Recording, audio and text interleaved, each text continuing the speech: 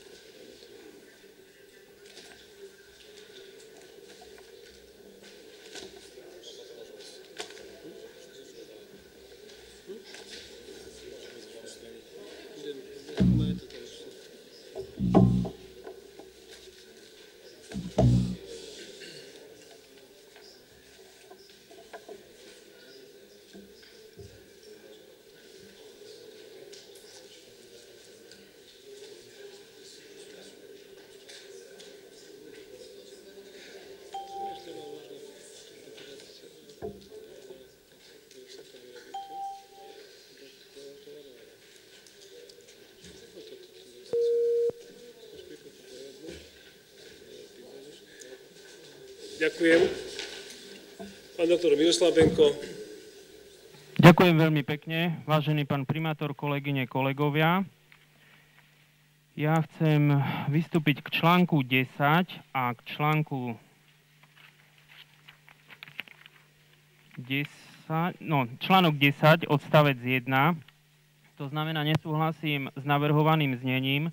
Prípravu rokovania mestského zastupiteľstva organizuje primátor mesta v súčinnosti s mestskou radou v zmysle primátorom mesta schváleného rámcového plánu predkladania materiálov na zasadnutia mestského zastupiteľstva, ale článok 10 odstavec 1, tak ako je súčasné znenie, to znamená prípravu rokovania mestského zastupiteľstva organizuje primátor mesta v súčinnosti s mestskou radou podľa schváleného časového plánu a programu práce mestského zastupiteľstva. A takisto nesúhlasím v článku 12 odstavec 1, ako je navrhované znenie. Mestské zastupiteľstvo zasada podľa potreby, najmenej však raz za 3 mesiace podľa, a čo máme vyznačené primátorom mesta schváleného rámcového plánu predkladania materiálov na zasadnutia mestského zastupiteľstva, ale aby bolo to súčasné znenie, ako je, že mestské zastupiteľstvo zasada podľa potreby, najmenej však raz za 3 mesiace podľa schváleného časového plánu zasadnutí mestského zastupiteľstva. Zasadnutie mestského zastupiteľstva zvoláva primátor mesta písomne najneskôr 7 dní pred jeho zasadnutím. Ďakujem. Ďakujem. Pán Dutrovský. Ďakujem za slovo, pán primátor. Ja mám dosť podobný návrh, práve vyplýva z toho, že, ale trošku doplním, trošku nad rámec toho, čo predrečník povedal. Ide naozaj o to, že mestské zastupiteľstvo by si ako jeden z orgánov mesta by si logicky malo plán svojej práce schvaľovať a určovať samo, nie aby ho určoval primátor.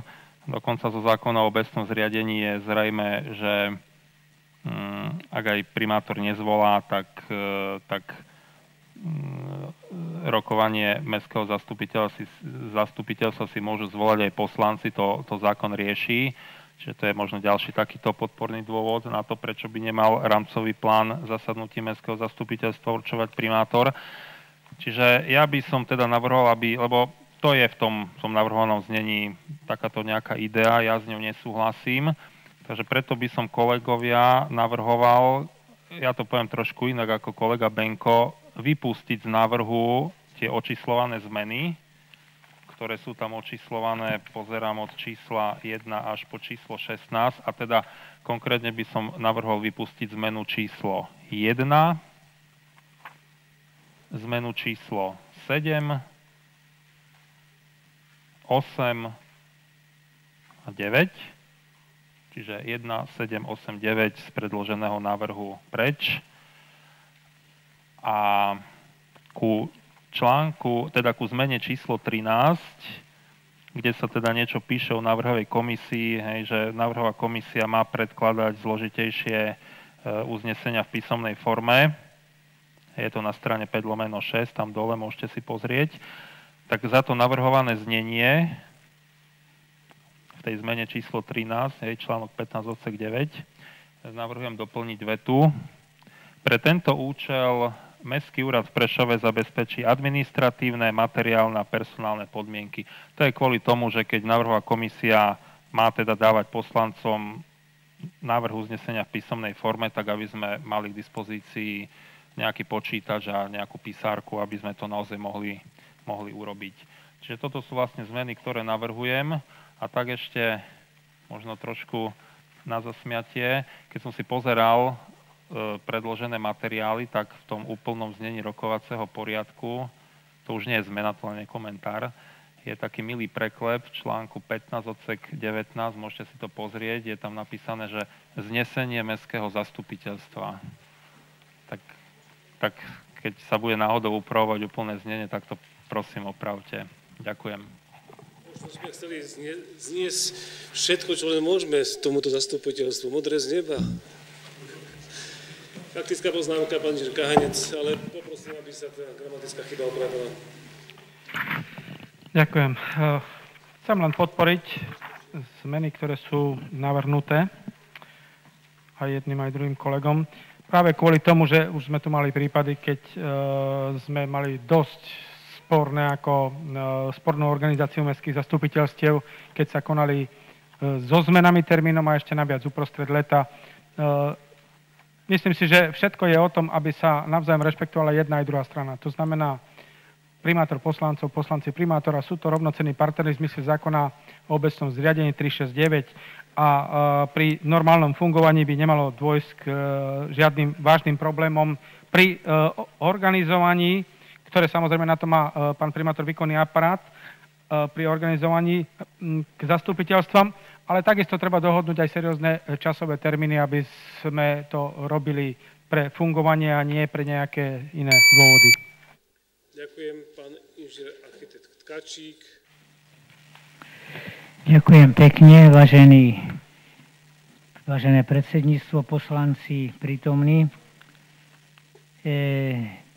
Mám názor, že by sme mohli teda zvážiť interpelácie, to sa hovorí v článku 17, poslancov Mestského zastupiteľstva sa v rámci všeobecnej diskusie. Je pravdou, že súčasná prax posledných tých zastupiteľstiev je taká, že sa nám už neujde tej diskusie, respektíve ju musíme odložiť. A naviac, pokiaľ občania majú záujem, tak musia čakať do konca. Neviem, či by sme nemohli pouvažovať nad tým, že by sme to posunuli do prednej časti zasadania, alebo aspoň s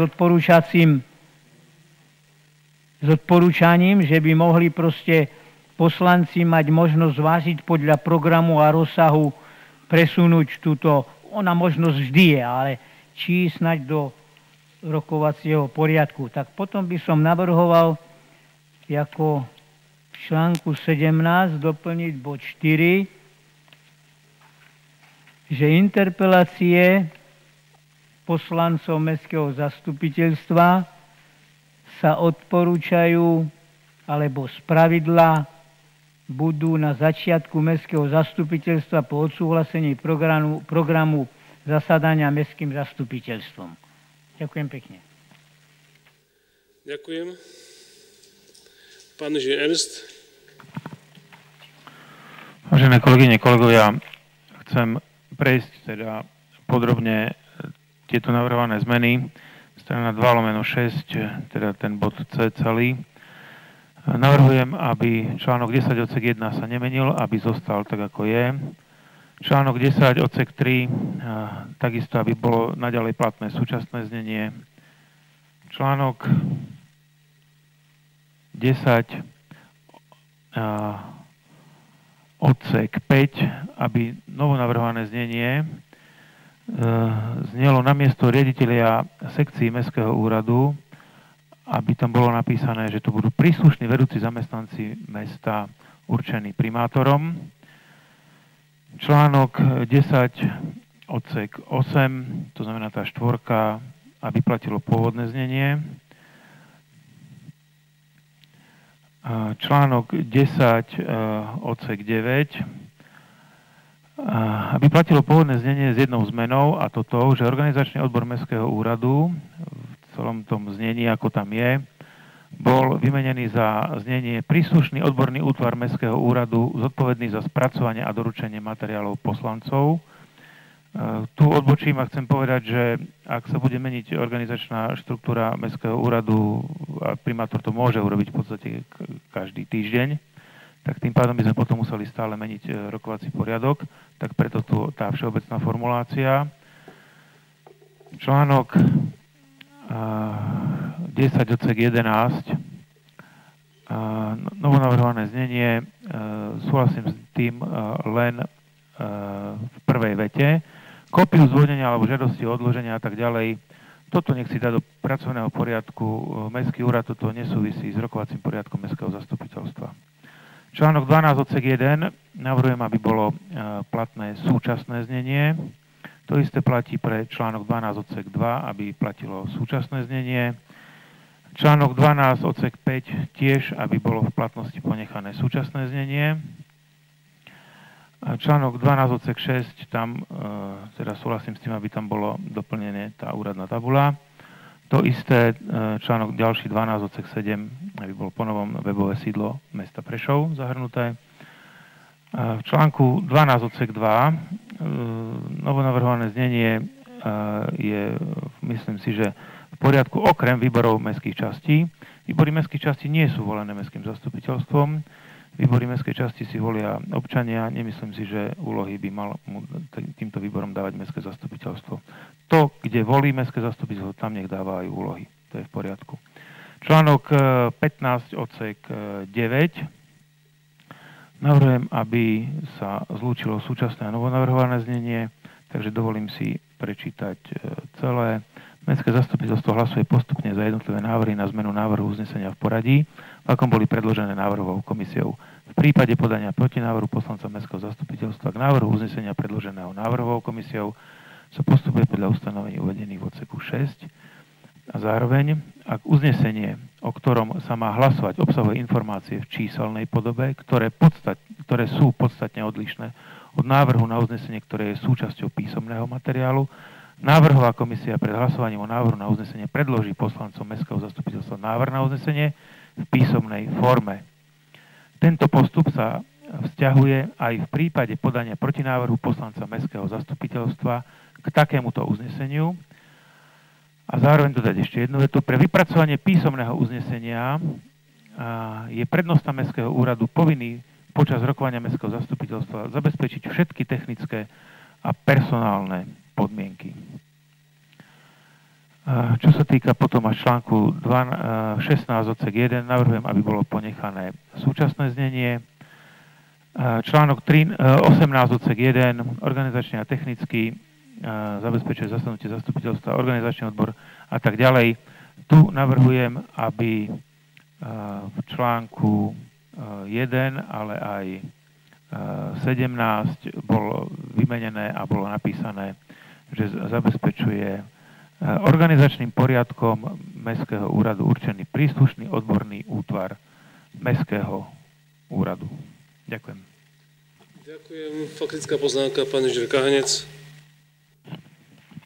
Ďakujem. Len chcem ako trošku oponovať k niektorým návrhom a úplne chápem, že kolega mal úmysel, aby sme nemenili tieto poriadky pri zmene štruktúry, ale zase sa domnievam, že zmena štruktúry hádam by nemala byť na programe dňa a by sa mala robiť po zrelom uvažení po dlhšom období.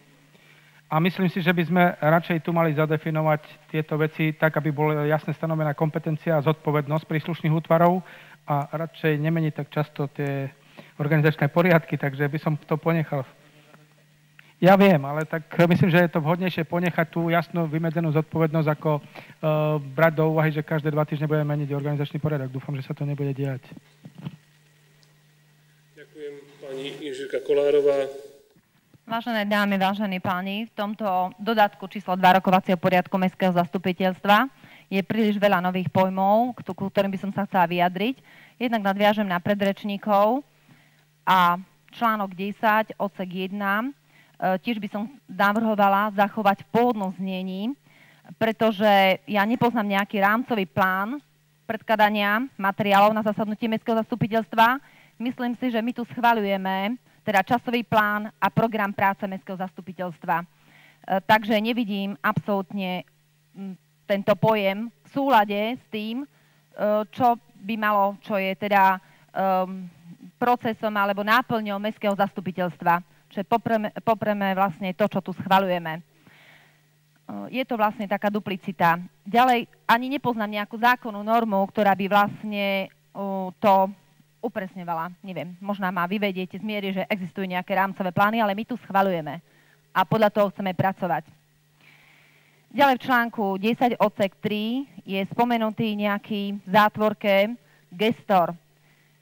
V článku 10 odsek 9 je tiež vedúci gestora. Myslím si, že by tieto úlohy mali byť prenesené na riaditeľov sekcií podľa novej organizačnej štruktúry a nezavádzať nejaké úplne iné medzičlánky a nové pojmy. To isté je článku 10 odsek 8. Tiež podobný problém sa opakuje v článku 12, ktorý navrhujem tiež zachovať v pôvodnom znení, a teda odsek 1, aby mestské zastupiteľstvo zasadalo podľa potreby najmenej však raz za 3 mesiace podľa schváleného časového plánu zasadnutí mestského zastupiteľstva. Nie podľa nejakého kvázi rámcového plánu, čo teda neschvaľujem. Ďalej v článku 12 odsek 7 by som bola rada, keby teda až je tam návrh na nové znenie, aby návrhy programu rokovania Mestského zastupiteľstva a materiál na rokovanie sa nezverejnili len na webovom portáli mesta Prešov, ale aj v tlačenej podobe. Máme na to ďalšie nástroje, ako je Prešovský magazín alebo miestne médiá, ktorým je Večerník. Čiže nie každý má prístup na webové portály mesta.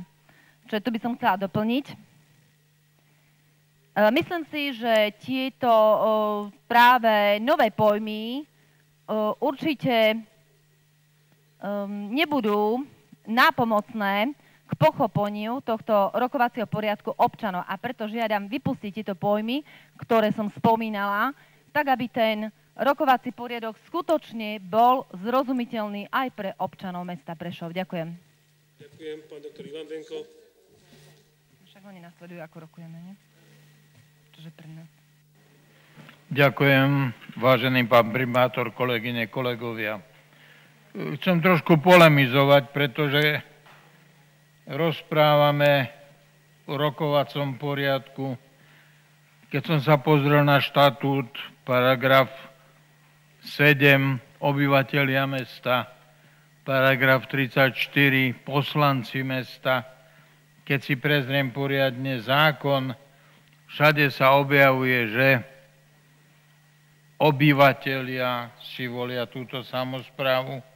A mne na strane 14 v článku 21 v 19 predsedajúci môže udeliť slovo aj vedúcim zamestnancom mesta, riaditeľ. Mne by tam lepšie pasovalo slovíčko udeľuje slovo vedúcim zamestnancom mesta, riaditeľom rozpočtových a príspevkových organizácií, predsedom predstavenstiev, konateľom, respektíve riaditeľom obchodných spoločností a iných právnických osôb založených mestom. Ostatným zúčastnením vrátane v zátvorke, vrátane obyvateľov mesta, ktorí sa prihlasujú do rozpravy písomne a ústne, predsedajúci udelí slovo len na základe súhlasu mestského zastupiteľstva v časovom limite 5 minút. A len prerokovaným otázkam a problémom. práve tu som sa trošku pozastavil nad tým slovom a len prerokovaným otázkam a problémom. Ak ja nanesiem problém momentálne čistoty a nemáme to v tomto a niekto z obyvateľov sa prihlási, pán primátor nedá slovo, lebo nie je to v tomto. Mám taký dojem, že tu by sme trošičku, neviem to formulovať, mohli širšie, aby občan sa vedel, lebo aj dneska odznelo, pán primátor, prečo nemáte primácie dni? Primáme podobojím. Nechcem ho tento, ale má tam svojich vedúcich zamestnancov mesta. Možno fakt niekto by chcel povedať niečo na adresu nejakej veci, ktorá nie je na programe zastupiteľstva. Keď si pozriete program na budúci polrok, tak zrazu zistíte, že malo by tam zostať množstvo času. Ak dodržíme ten harmonogram, tak mám taký dojem, že viac jak 3 hodiny rokovať nebudeme. Čiže porozmýšľajte, predkladatelia, pán doktor Hanzo, chcem ťa poprosiť, či by nebolo možné nejakým spôsobom preformulovať, že občania sa môžu vyjadriť nielen prerokovaným otázkam. Pretože Viktor Tkáčik, interpelácia poslancov v článku 17, to je interpelácia poslancov. A interpelovať, keby sme tento článok 19 zobrali aj do interpelácií poslancov ako ďalší článok, možno, že by to bolo niečo, že aj ľudia by mohli sa prihlásiť k interpelácii a potom fakt to dajme tak, ako sme to dneska mali dopredu. Aby neunavení sme neriešili veci až okolo 7-8 hodiny večernej. Pán primátor, ďakujem, skončil som. Ďakujem. Vzhľadom na to, že padlo pomerne veľa návrhov, požiadam návrhovú komisiu, aby sa zišla a vyhlasujem 15-minútovú prestávku.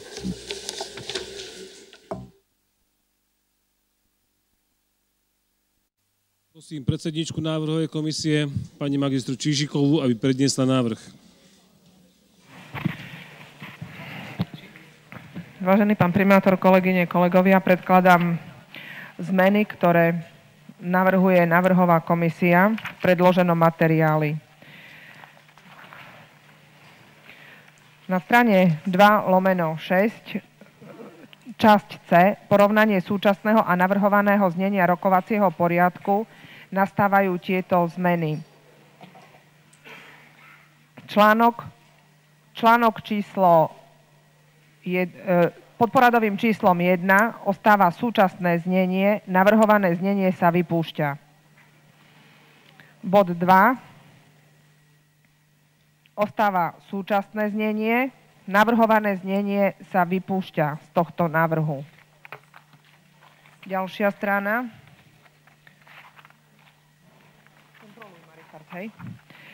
Bod 3. Navrhované znenie je v zmenenej podobe a to materiály na zasadnutie mestského zastupiteľstva predkladajú primátor mesta, poslanci, hlavný kontrolór mesta, prednosta mestského úradu, náčelník mestskej polície v Prešove, ďalej len náčelník mestskej polície, príslušní vedúci zamestnanci určení primátorom mesta. Ďalší bod. Bod 4. Ostáva súčasné znenie, vypadáva navrhované znenie. Bod 5. Ostáva súčasné znenie, avšak v zmenenom texte, a to predkladateľ materiálu na rokovanie mestského zastupiteľstva je povinný doručiť materiál na neskôr 7 dní pred plánovaným dňom rokovania na príslušný odborný útvar mestského úradu zodpovedný za spracovanie a doručenie materiálov poslancom. v potrebnom počte a v elektronickej forme.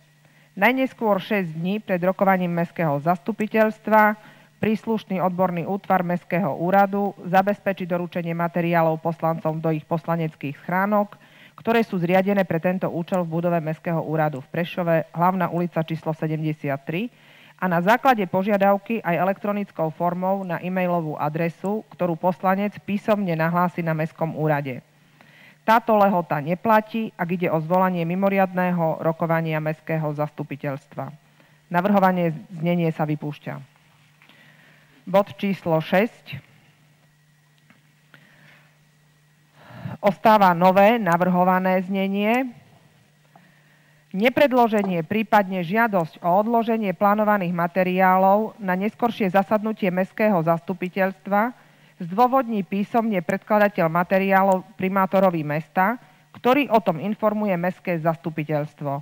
Ďalšia veta sa vypúšťa. Ďalší bod číslo 7. Ostáva súčasné znenie. Navrhované znenie sa vypúšťa. Bod číslo 8. Ostáva súčasné znenie. Navrhované znenie sa vypúšťa. Bod číslo 9. Ostáva súčasné znenie. Navrhované sa vypúšťa. Bod číslo 10.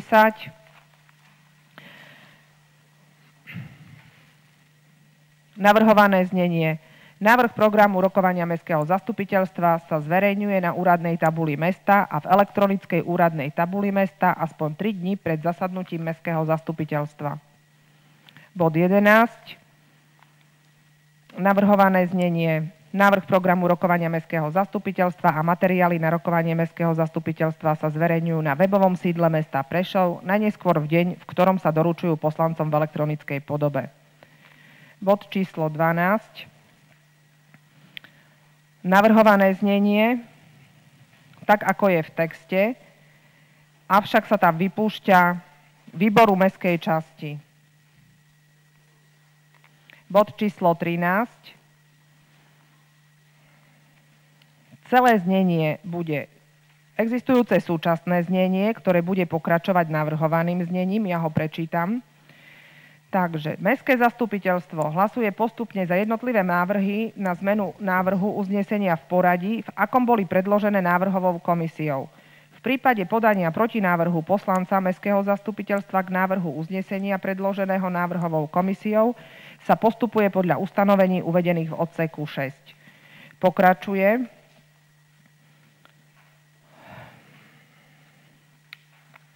Návrhová komisia... Nie. Dobre, moment. Ak uznesenie, o ktorom sa má hlasovať, obsahuje informácie v číselnej podobe a je podstatne odlišné od návrhu na uznesenie, ktoré je súčasťou písomného materiálu, návrhová komisia pred hlasovaním o návrhu na uznesenie predloží poslancom Mestského zastupiteľstva návrh na uznesenie v písomnej forme. Tento postup sa vzťahuje aj v prípade podania protinávrhu poslanca Mestského zastupiteľstva k takému uzneseniu. Pokračuje. Pre vypracovanie písomného návrhu uznesenia je Mestský úrad povinný počas rokovania Mestského zastupiteľstva zabezpečiť všetky technické, materiálne a personálne podmienky. Bod číslo 14. Navrhované znenie, čiže schválenie rokovacieho poriadku Mestského zastupiteľstva v Prešove, ako aj pri hlasovaní o jeho jednotlivých ustanoveniach. Bod číslo 15. Ostáva súčasné znenie, navrhované znenie sa vypúšťa. Bod číslo 16. Ostáva súčasné znenie, avšak v inom texte, a to organizačno-technicky zabezpečuje zasadnutie Mestského zastupiteľstva organizačným poriadkom určené príslušné odborné útvary Mestského úradu, a to aj slávnostné zasadnutie Mestského zastupiteľstva, aj riadne zasadnutie Mestského zastupiteľstva. Dúfam, že toto je jasné teraz, jak som to prečítala. Navrhované znenie sa vypúšťa tým pádom. Bod číslo 17 znieje: V celom texte rokovacieho poriadku sa slova organizačný odbor nahrádzajú slovami organizačným poriadkom určený príslušný odborný útvar v príslušnom gramatickom tvare. Poprosím vás, pán primátor, dať hlasovať o takomto návrhu na uznesenie. Čiže Mestské zastupiteľstvo v Prešove schváľuje dodatok číslo 2 k rokovaciemu poriadku Mestského zastupiteľstva s týmito pripomienkami. A splnomocňuje primátora vydať úplné znenie rokovacieho poriadku Mestského zastupiteľstva. Ďakujem. V termíne do 31.7. Ďakujem. Je nejaký iný protinávrh voči návrhu komisie?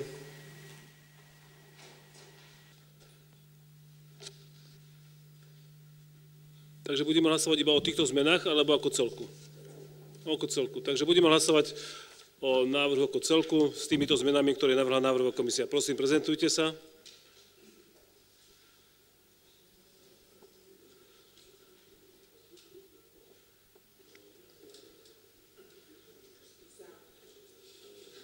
Ďakujem, prosím, hlasujte.